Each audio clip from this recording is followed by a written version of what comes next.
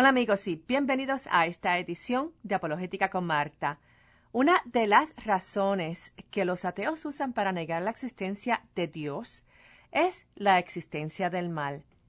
El concepto del mal referente al origen del mal, su naturaleza, durabilidad, las consecuencias del mal, la solución del mal y la soberanía de Dios es diferente en las diferentes cosmovisiones. Hoy vamos a estudiar estos conceptos del mal y buscar respuestas a las preguntas más populares que las personas tienen referente a la existencia del mal. Vamos a notar algo también bien importante. En los pasados 2 episodios estudiamos sobre los atributos metafísicos y morales de Dios y aprendimos que aunque el ser humano no puede jamás poseer los atributos metafísicos de Dios, sí ha sido dotado por Dios a experimentar y compartir esos atributos morales de Dios que son parte de la esencia de Dios. Por ejemplo, Dios es omnipresente, omnipotente y omnisciente. Estos atributos son metafísicos y le pertenecen a Dios. Dios es amor, es justo, es benevolente, es misericordioso y es verdadero. Estos atributos son atributos morales y Dios nos ha comunicado y nos ha implantado en el corazón esos atributos morales. Todos esos atributos que estudiamos son torcidos y negados por Satanás y sus minions. Satanás te susurra en el oído ideas que atacan los atributos metafísicos de Dios, diciendo que Dios no existe como es en el ateísmo, que es limitado como es en el finitismo, que no sabe nada de lo que te pasa o que te ha abandonado como en el deísmo. Satanás te susurra en el oído ideas que tuercen o que niegan los atributos morales de Dios para que te alejes más y más de la santidad de Dios y te sientas justificado en tus pecados. Satanás te susurra que Dios es injusto, que no te ama, que Dios no es bueno, que no es fiel o que no es la verdad. Sin embargo, todos estos atributos morales que Satanás a través de los siglos continúa intentando negar de Dios y continúa intentando corromper en el corazón humano, enfrenta una verdad fundamentada en un evento histórico irrefutable. Los atributos metafísicos y morales de Jesucristo, quien tiene poder de la muerte mediante la resurrección, su muestra de ser deidad y todas sus enseñanzas morales es lo que nos revela en un lenguaje natural y supernatural que sí podemos entender de que el mal que existe sí ha sido derrotado por Dios y que a Satanás le queda poco tiempo en la historia de la humanidad para seguir haciendo de sus fechorías. En todo este drama de la historia entre la libertad que Dios le ha otorgado a los ángeles y a la humanidad, vamos a ver que Dios es todopoderoso, justo y lleno de gracia. Que aunque en el pasado muchos de nosotros en un tiempo creímos las mentiras que Satanás nos susurró sobre quién es Dios, mediante Jesús hemos llegado a conocer la verdad. Jesús vino a testificar de la verdad y a darnos a conocer al Padre, porque Él y el Padre son uno. Según Isaías 14 y Ezequiel 28, Satanás deseó ser como Dios.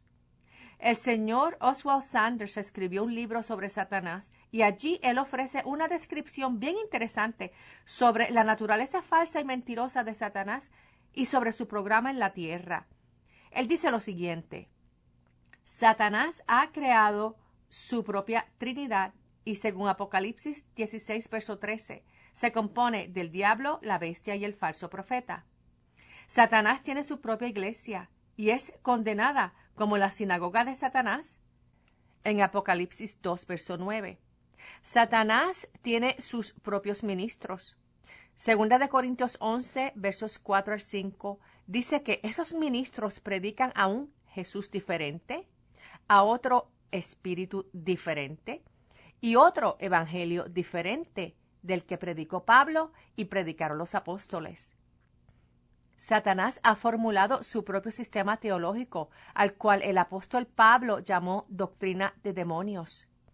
En 1 Timoteo 4, verso 1, Pablo dice, pero el Espíritu dice claramente que en los últimos tiempos algunos apostatarán de la fe y escucharán a espíritus engañadores y a doctrinas de demonios. Recientemente hemos escuchado de cristianos famosos dedicados a predicar o que son cantantes de música cristiana que se declaran ahora ser ex evangélicos y han abandonado públicamente su fe en Jesús. Satanás ha establecido su propio sistema de sacrificio y su propio sistema de comunión. En 1 Corintios 10, versos 20 al 21, el apóstol Pablo indica, lo que quiero decir es que los animales que ofrecen los no judíos se ofrecen a los demonios y no a Dios. Y yo no quiero que ustedes tengan algo que ver con los demonios. Ustedes no pueden beber de la copa del Señor y también de la copa de los demonios.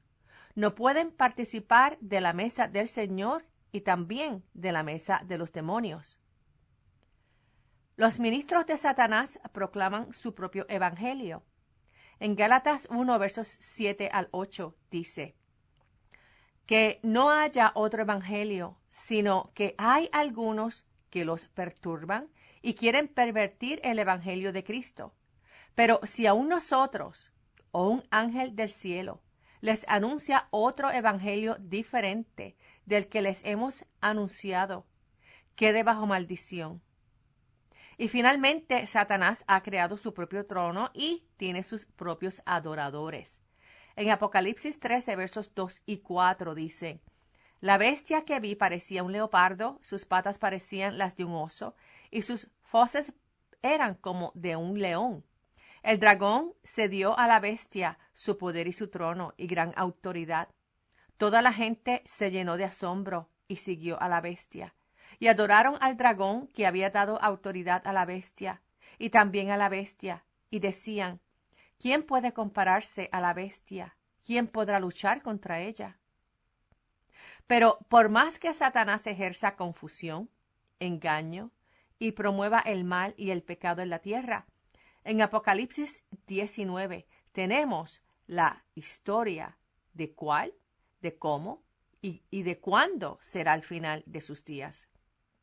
Ahora, como mencioné, las cosmovisiones tienen diferentes ideas en cuanto al origen del mal.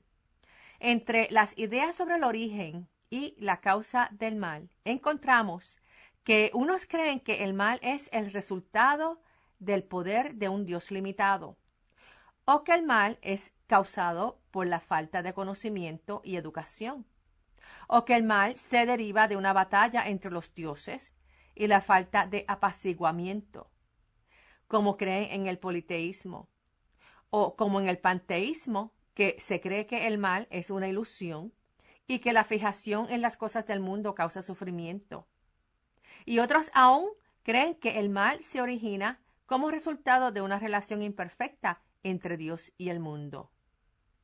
Mientras que en el deísmo se cree que el mal se deriva de la libertad y la ignorancia.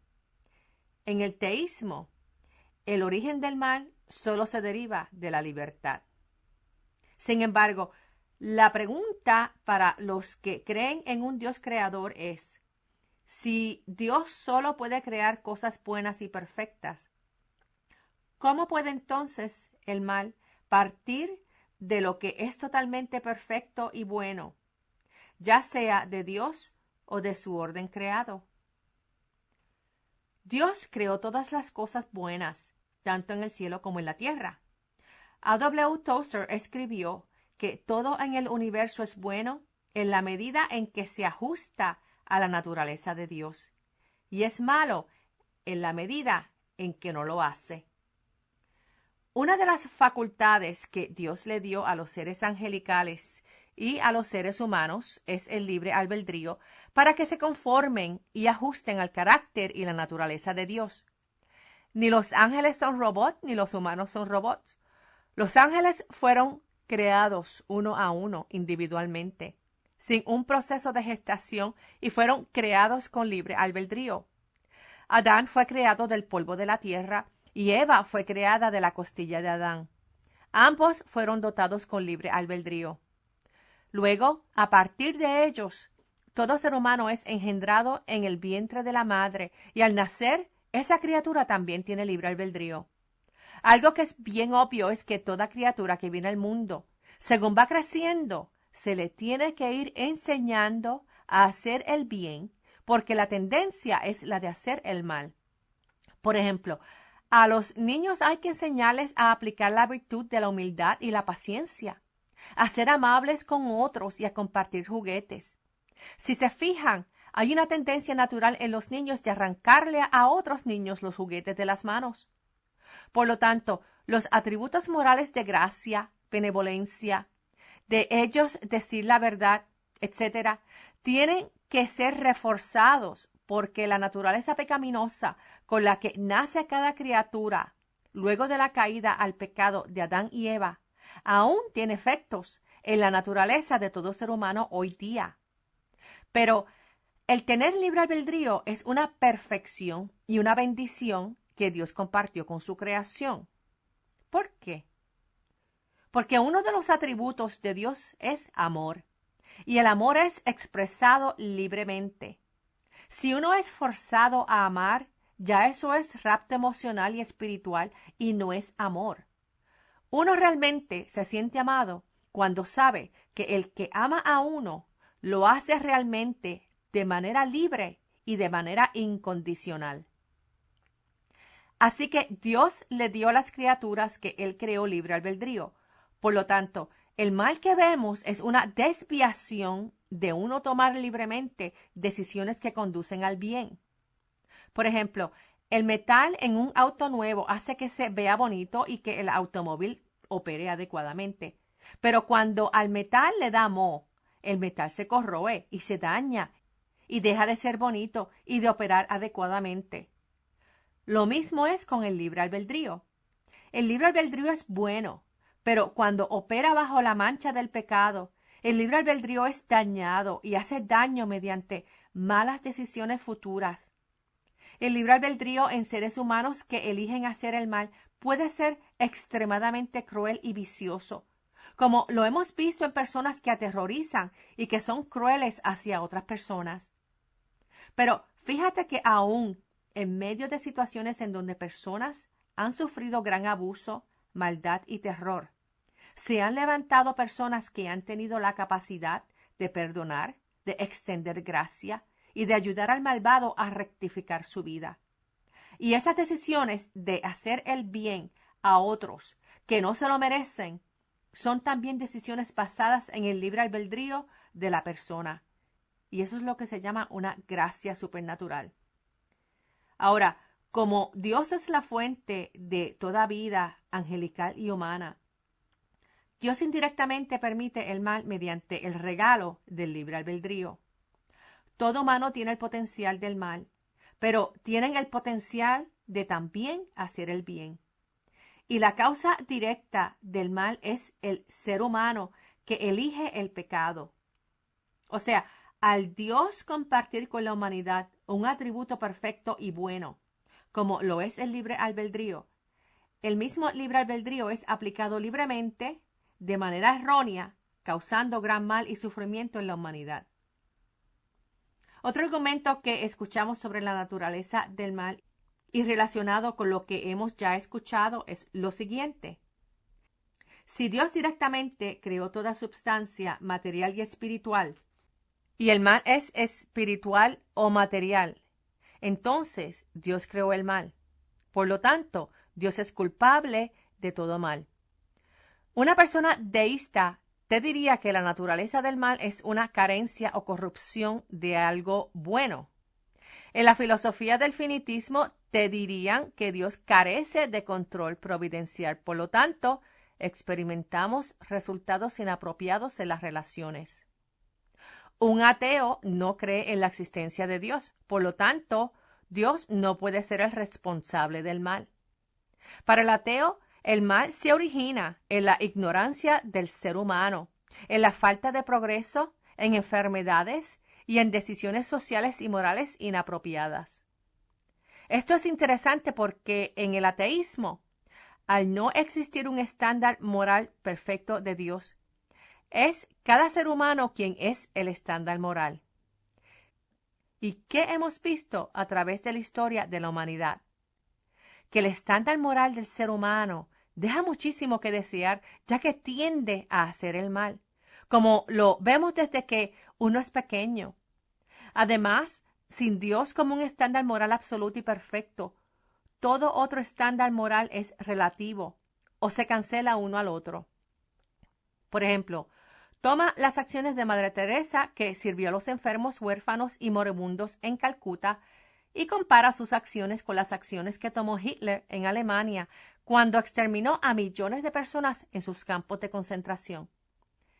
Sin un estándar moral absoluto, no existe justificación de llamar las acciones de Madre Teresa como buenas y de llamar a las acciones de Hitler como malvadas y crueles.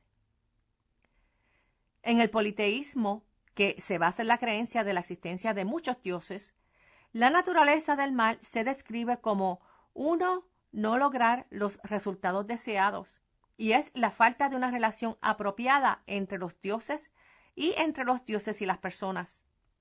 Varias religiones basadas en el politeísmo es el hinduismo, el sintoísmo, la wicca y el taoísmo.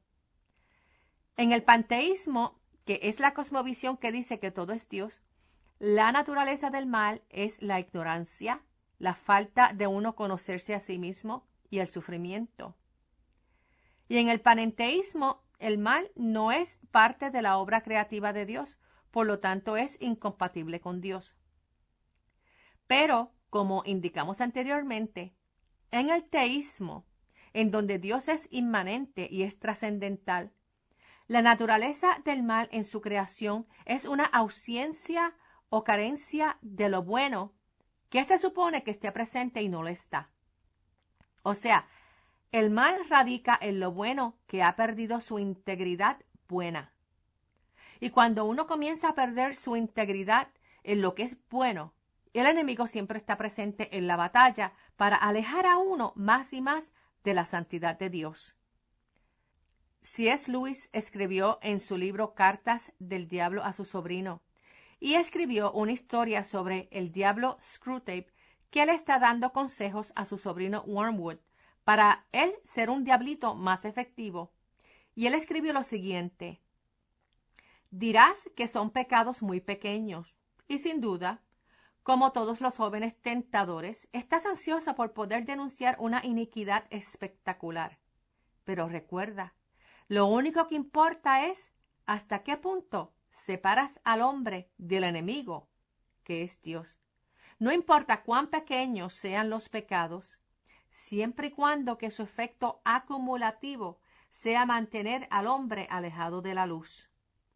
El asesinato no es mejor que las cartas si las cartas pueden hacer el truco.